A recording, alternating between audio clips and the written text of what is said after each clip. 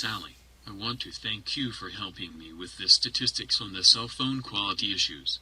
There are many things you can find out about through statistics. Yes, but sometimes statistics are used deceptively. Did you hear that many in Congress are talking about increasing the federal minimum wage from $7.25 to $10 per hour? Yes, I have heard this. Some argue that for the minimum wage to have the same buying power as the 1968 minimum wage, it would have to be increased to $9.92 per hour. And they also say that if it had kept up with inflation since 1968, it would need to be about $10.40. I wonder why they use 1968 as their comparison year. Let's look at a graph. If we search on Google, we would want to search for real and nominal minimum wage. And so if we do this search, we'll find the following. Now, since most data is collected by the government, we probably ought to look at the Department of Labor.gov minimum wage data. So let's click on this one and see what we get. And what immediately comes up is this graph here. This graph shows the real and the nominal minimum wage from 1938 to 2012.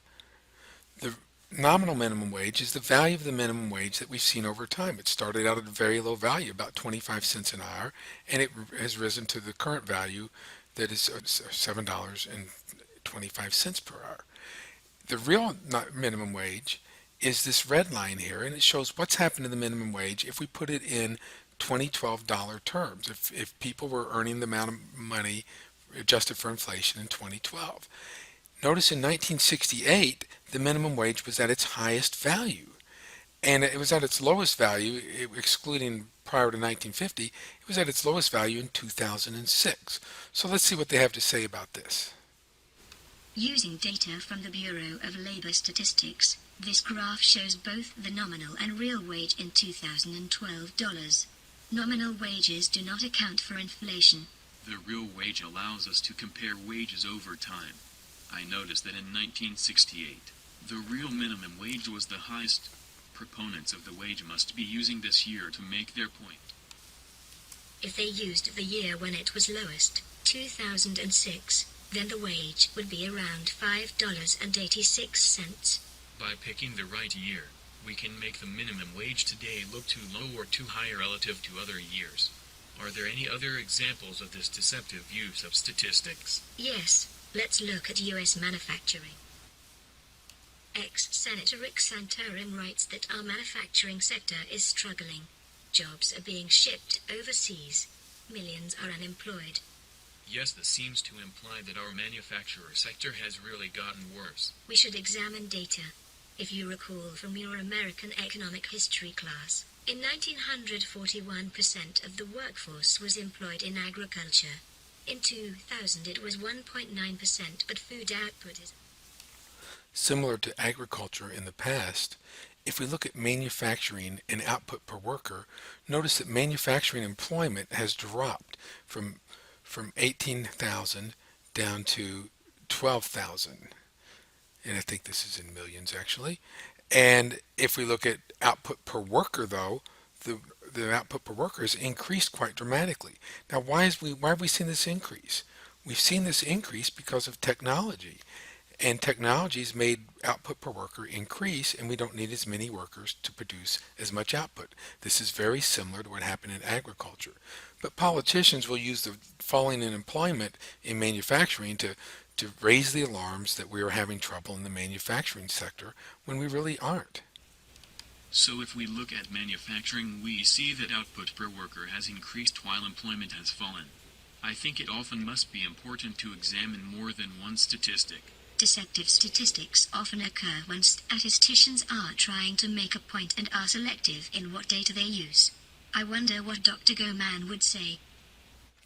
They're absolutely right. People often choose statistics to make their point. We see this in politics all the time. For example, one politician might say that we need to improve our schools because 70% of our schools had lower K-Prep scores this year. Whereas another one might say, our schools have really improved. Over 85% of the students had an increase in their K-Prep scores this year. Now, how could both of those things happen? Well, it might be the case that the larger schools had a lot of their students improve their scores. And so this would make 85% of the students have an increase in the scores. But then a lot of the small schools might not have done so well, and so 70% of the schools could have actually had lower K-prep scores because of these smaller schools. There's many more small schools relative to large schools. Another example is the competition between Verizon and AT&T. Verizon's ad says that they have more coverage than any other network. And we've seen the ads on TV where they show the map of Verizon's coverage versus AT&T's and other competitors. And Verizon does have more coverage in terms of the United States. Whereas AT&T says we cover 99% of all Americans, where Verizon only covers 97% of all Americans. And so notice that Verizon's using their coverage in terms of geographic coverage, whereas AT&T in terms of the number of people who have access to their networks. So it depends on what you're interested in. And I think for most people who travel, they'd probably rather have geographic coverage versus the number of people that are covered. Finally, we might want to look at reductions in the deficit. The Obama administration has been claiming that the deficit reduction has been larger under Obama than any other president. And this is true. But you need to look at the base that he has started from. He started from a much larger number, so it's easier to reduce the deficit when you start from a large number. So if we go to www.whitehouse.gov, we get the following. We're going to examine tables 1.1 and 1.2 at the Office of Management Budget data here. And so if we click on these tables, we'll get the following Excel spreadsheet. This is table 1.1, which shows the deficit or surplus each year during the particular administration. Notice that during the Clinton administration, we actually had a surplus, and then we went back to deficits under the Bush administration. And in Bush's last year in office, the deficit was quite high, and since then, the Obama administration has actually reduced the deficit. It went from 1.4 trillion to 1.2 trillion, and then down to 1.086 trillion in 2012. And so there has been reductions in the deficit, but he started from a bigger number. And if you notice, these numbers are still much higher than any number we've had in the past. Perhaps a better way to examine these data would be to look at the deficit as a percent of gross domestic product. The gross domestic product is a measure of all the output in the economy in a particular year. And so let's look at that data, which is in table 1.2.